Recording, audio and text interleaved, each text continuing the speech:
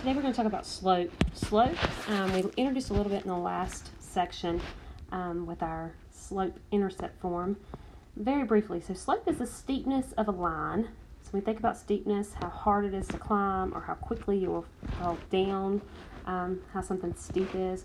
It's also known as the ratio in the change in y's over the change in x's. So for that, when we're going positive, if it's a positive number on the top as that ratio, then we're moving up the graph. And if it's a negative, we're moving down. So the y's are up and down. And the x's, positive is right, and the negatives are left, just like the number line. As we move right, they're positive. As we move left, they're negative. So it also can be called the rate of change, or some people call it rise over run. So all of these things can be used interchangeably. Whatever works for you as far as your language is perfectly fine, but understand what all of them mean. So the first thing you have to realize is when you come up to looking at lines on a graph, they can either be positive or negative.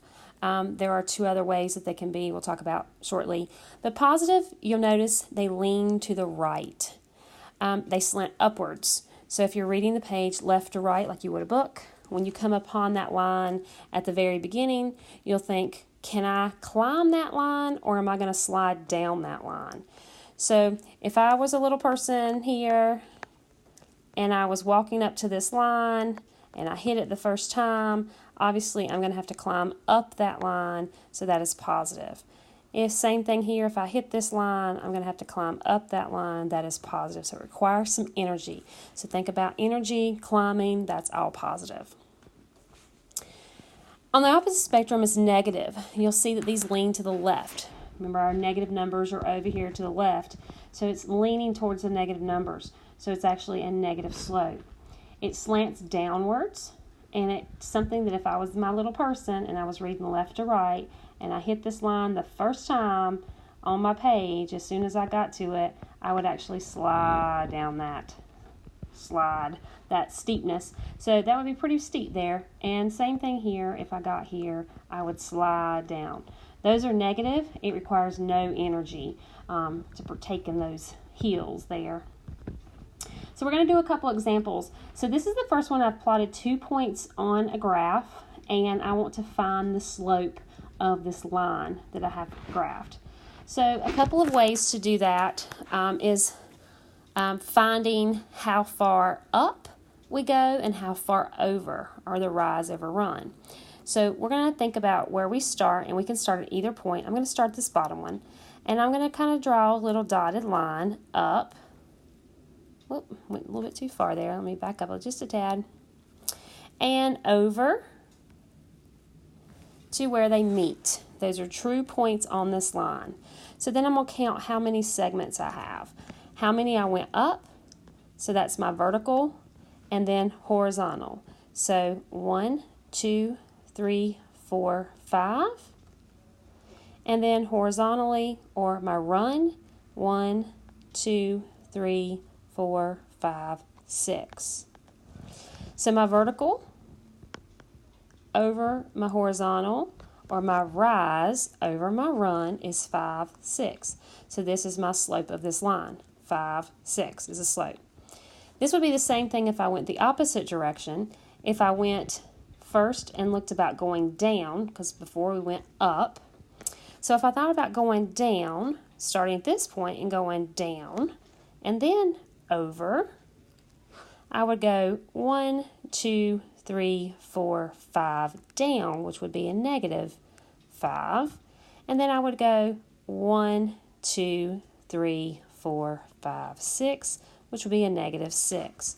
A negative 5 over a negative 6 is the same thing as 5 over 6 because our negatives cancel out. So we still have 5 over 6. One of the best ways is to know if you know this line is slanting upwards, you know it's going to be positive.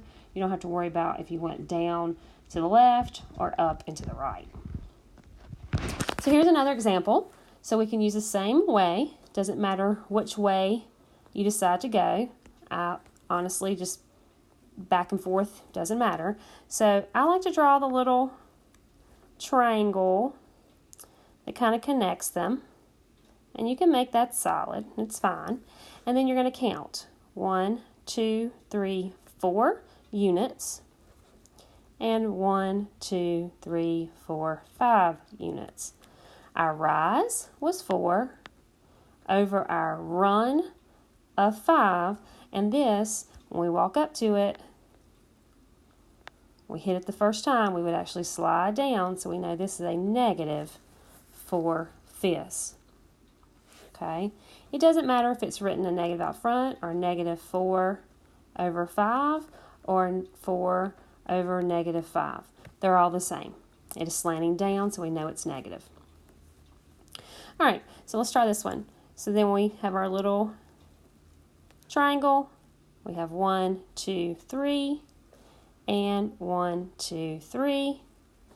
Again, I know I'm slanting down, so I know should have a negative. So 3 over 3 over 3 is the same as 1. So this is a negative 1 slope. Remember that we can have equivalents. If I were to pick another point that's further away and I have to pick a true point, these lines extend forever.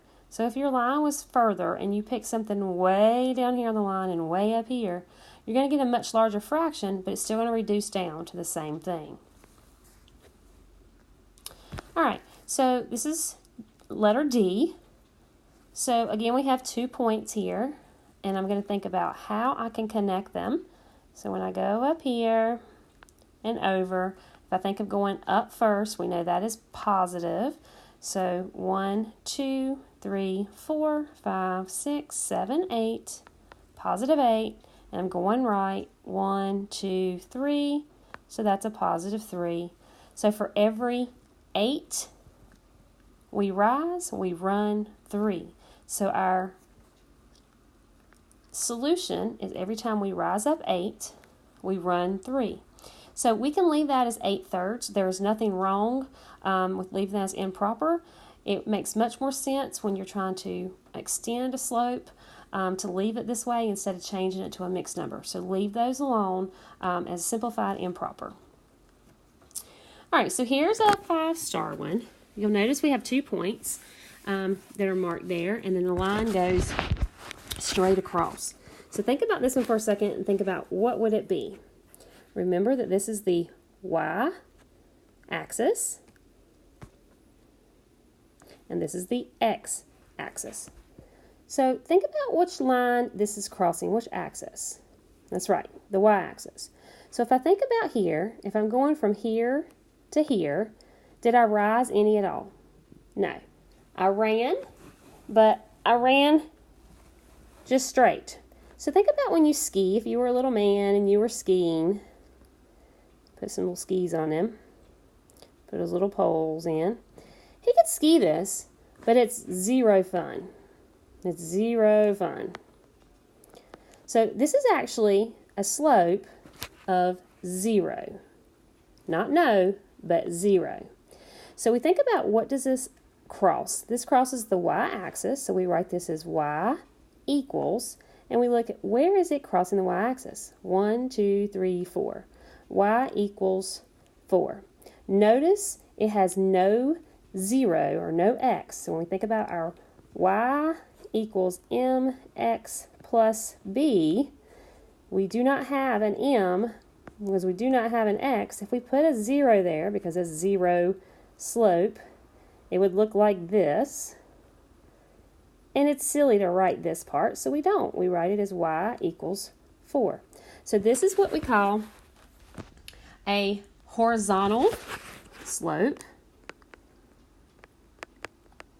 And it always has 0 slope.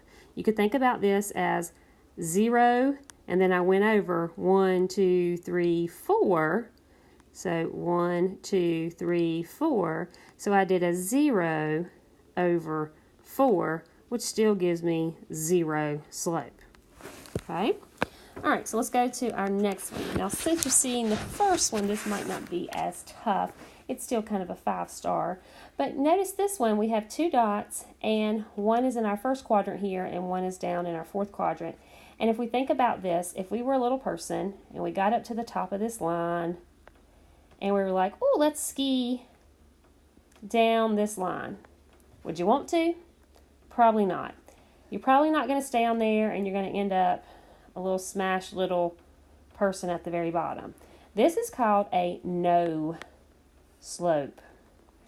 We do not want to do this. This is another thing they say is undefined.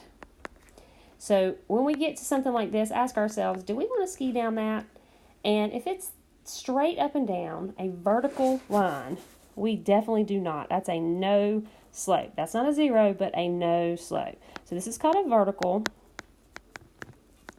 And we think about, we start here, we would go 1, 2, 3, 4, 5 over nothing. So anything divided by nothing is nothing. It's undefined.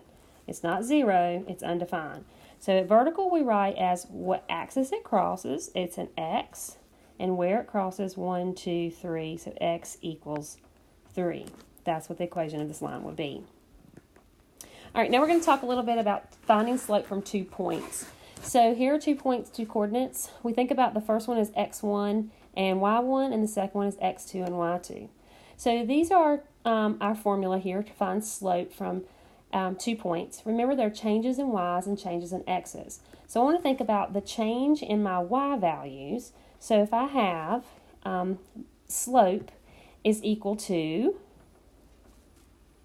my y2, which is negative 10, minus my y1, which is negative 5, over my x2 minus 2, then I'm going to simplify. Remember, cha-chinging. We can cha-ching here. So cha-ching, and this is a negative 5 over 5, which gives us, simplified down to a negative 1. So our slope for this line is a negative 1. Here's another example. So m equals, and it doesn't matter which one you start with, just know that x1, y1, x2, y2. I can actually do y1 minus y2 as well. So 3 minus 1 over, and if I start with y1, I have to then start underneath it with its partner, x1, negative 5 minus 2. So this gives me a 2, and then cha-ching, a negative 7. So our slope is negative 2/7. Okay, if I did it the other way, I would just get a negative on top, and the bottom would still be 7. It'd still be the same answer, negative 2/7. All right, so here's the last example. This is when I give you a point and I give you the slope. So at first you're going to have to think about what would you do. So pause for a second and try it, and then come back. All right, so we're going to take and we're going to first plot our point, and we're going to go 1, 2, 3, 4 to the negative, and then down to negative. And then we know our slope is a positive 1/2. So that means we're going up 1.